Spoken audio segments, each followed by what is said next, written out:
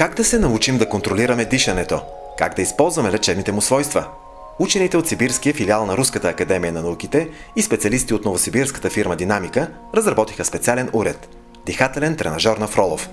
Тренажорът успешно е минал клинични изпитания, одобрен от Министерството на здравеопазването на Руската федерация. Повече от десетилетие тренажорът помага на хиляди хора от цялата страна да се справят с заболявания като бронхит, бронхиална астма, ангина, хипертония, вегетативно-съдова дистония. Специален режим на дишането със съпротива способства за подобряване на вентилацията на белите дробове. Допълнително тренира дихателните мускули. 15-20 минути и вие като че ли сте посетили високопланински курорт. Напълно сте възвърнали силите след тежък ден. С тренажора на Фролов може да регулирате съотношението на кислород и въглероден двуокис в кръвта, да усилвате многократно енергията на клетките.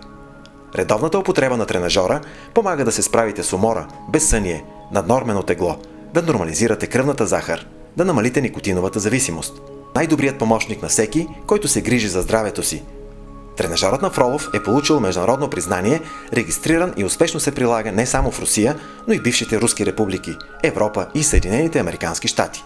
Днес, в ерата на високите скорости и техническия прогрес, ни трябва бърз и лесен резултат. Най-новите безлекарствени разработки на руските учени ще възвърнат здравето на вас и вашето семейство.